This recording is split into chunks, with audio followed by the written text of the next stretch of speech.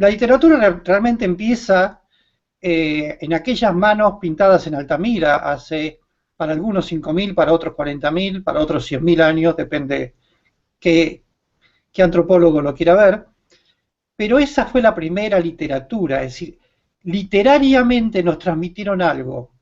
Pintaron manos, pintaron animales, pintaron formas de cazarlos, animales con una flecha, es decir, nos estaban enviando un mensaje muy interesante que era cómo vivían ellos. Incluso hoy los antropólogos pueden saber por el tamaño de las manos el tamaño de esas personas.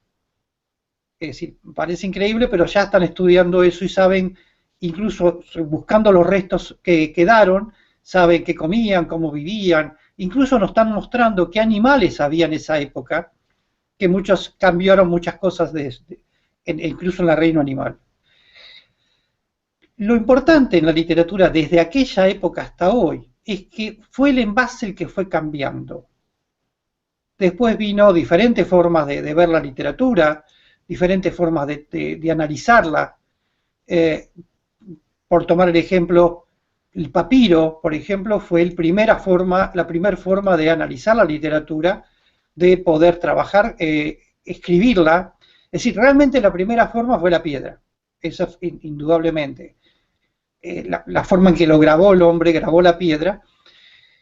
Se supone, lo que pasa que no hay pruebas, es que la primera forma de escribir que hubo fue sobre hojas y sobre madera. Por supuesto, las hojas y las maderas desaparecieron con el tiempo, pero no así la piedra que fue quedando. A partir de ahí, por ejemplo, tenemos los jeroglíficos, tenemos las piedras, las grandes pirámides aztecas, donde hay muchas cosas escritas en ellas, hay interpretaciones, inscripciones epionetecas, mexoxoque, que por ahora son los primeros escritos en Latinoamérica, pero incluso en Guatemala, en Honduras, se están desenterrando pirámides donde hay muchos secretos escondidos en ellos. A partir de ahí, el hombre creó el papiro, que es una especie de madera celulósica prensada con la que se puede escribir y no se daña tanto. Eso lo crearon, se supone, los egipcios, aunque los chinos ya tenían algo parecido. Después crearon también el pergamino, que eso fue también muy parejo, porque el pergamino viene del cuero. Cuando vieron que en el cuero animal, limpiándolo, se podía escribir, también empezaron a escribir en ellos.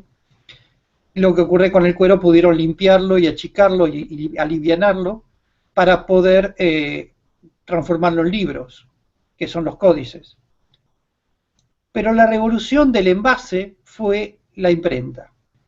Allá en 1440, cuando Gutenberg empezó a trabajar en su imprenta, que después fue mejorada, creó la primera forma de colectivizar los libros. Los libros hasta ese momento eran parte únicamente de los reyes o de los sacerdotes. En cambio, a partir de Gutenberg, los libros empezaron a sociabilizarse. Por supuesto, eran muy caros igual, únicamente lo podía comprar la clase media, hasta que la imprenta del neotipo, la imprenta del siglo XVIII, estamos hablando fines del siglo XVIII, principios del siglo XIX, es decir, menos de 200 años, que realmente el libro, como libro, papel, empieza a distribuirse. Hasta ese momento, el 90, yo diría, por ciento de la población del mundo no sabía leer y escribir. ¿Por qué? Porque tampoco lo necesitaba. No había libros. Los libros era algo que únicamente usaban los reyes, los sacerdotes. Cuando querían saber noticias, por supuesto no había multimedia, no había nada de eso, estaba el juglar. El juglar era un cantante o un grupo de cantantes que iban por las ciudades contando las historias del rey. Las batallas, los casamientos, los nuevos cambios, las muertes, los nacimientos. Pero era gente que iba por los pueblos cantando eso y los pueblos se enteraban de esa manera qué había pasado en el centro de la ciudad o en el rey. Si no, cada uno vivía dentro de su mundo. No había tanta comunicación como hay ahora. Otra forma de cambio en el envase de la literatura fue a principios del siglo XX, 1895, nace el cine, pero realmente la primera película se filma a partir de 1900. Se supone que el primer libro escrito que se transforma en película se supone porque no hay otra prueba, fue Frankenstein, de Mary Shelley. El libro Frankenstein, que había sido escrito mucho antes, se filma la película en 1818, por supuesto precariamente, con una cámara fija, pero es un poco como la primer película literaria traída de la literatura al cine. Después tenemos infinidad de Ben-Hur, El Cid Campeador, hay montones de Crimen y Castigo, es decir, miles y miles de libros, literatura que pasó al cine. Es decir, que el cine fue una apertura muy grande que tuvo la literatura y un apoyo muy importante. A partir de mediados del siglo pasado, de mediados de 1950, es decir, se inventa la televisión, realmente se inventó en 1927 y se presentó en 1939, pero realmente la gente no tenía televisores, eran carísimos. A partir de mediados de 1950 la gente empieza a adquirir televisores y empieza a mirar televisión. Algunos dicen que es la caja boba, cosa que es variamente cierto, pero se han llevado muy buenas obras literarias a la televisión. La ventaja de la televisión y el cine es que en el cine hay que condensar un libro en 2 horas, o menos de 2 horas. Una película dura 90 minutos por ahí. En cambio, en la televisión, al tener capítulos, una obra literaria se puede llevar mucho más detallada, mucho más trabajada que en el cine. No tal vez con el presupuesto del cine, pero bien hecha. Los grandes éxitos del cine literarios fueron mayormente policiales. En el cine, James Bond de Ian Fleming fue impresionante como golpeó en el cine. Pero en la televisión tenemos también Sherlock Holmes de Conan Doyle, por ejemplo, Hércules Poirot de Agatha Christie, fue una serie de televisión llevada de los libros de Agatha Christie al cine. Y ahora, lo nuevo que está apareciendo en este momento es Internet. En este momento digo porque es del siglo XXI. Pensemos que Internet, Facebook nace en el 2005.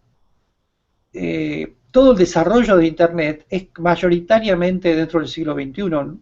Uno lo vive como algo cotidiano, y es verdad, es algo cotidiano, pero realmente es algo que nace ahora para desarrollarse ahora.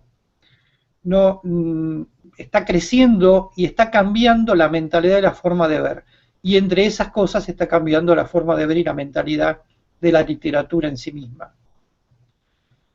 El libro digital no es que va a destruir al libro impreso.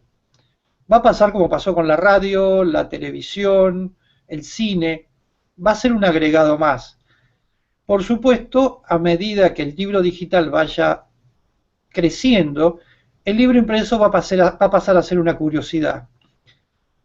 Hoy en día hay todo un balance que está de acuerdo a las estadísticas. El año pasado fue el año en donde Amazon, el vendedor más grande del mundo, es decir, vende el 40% de los libros que se venden en el mundo, pasan por Amazon. El año pasado rompió la barrera del libro digital, es decir, fue el primer año donde el libro digital se puso al balance del libro impreso, y ahora están empezando a vender más libros digitales que libros impresos. Es una tendencia. Probablemente en 10 años más se va a vender un 70, un 80% de libros digitales y un 20% o 30% de libros impresos. También es un cambio generacional. La gente joven lee libros digitales, la gente más grande lee libros impresos. Ese cambio generacional también va a dar la apertura a lo otro. Personalmente no creo que desaparezca, pero va a haber otra cosa. Pero también está apareciendo algo nuevo, que en eso estamos experimentando en Windmill, que es el libro multimedia. Un libro que uno no solamente pueda leer digitalmente, sino que pueda ver, que pueda escuchar, que pueda interactuar. Es decir, está generando algo nuevo en esta forma de ver la literatura. Y creo que eso es el futuro, es lo más importante que viene, porque es el cambio tan grande. Los cambios, es decir, el contenido va a ser siempre el mismo. Y eso sí quiero dejarlo muy claro, no va a cambiar la literatura, no va a cambiar la forma de contar, es decir, no va a cambiar el contenido de lo que uno cuente. Tal vez cambie el envase, cambie la forma. Y eso es el debate. No, la historia va a seguir siendo historia, los relatos que cada uno quiera escribir van a seguir siendo los mismos, pero lo importante de todo esto es que no va a cambiar la sustancia. Desde aquellas manos que pintaron en Altamira, hasta los libros que se escribían a mano y en páginas de cuero, hasta hoy el libro digital, el contenido es el mismo. Cambia el envase, cambia todo lo que está afuera. Entonces, el escritor lo que tiene que hacer es adaptarse a ese cambio, pero no cambiar la esencia.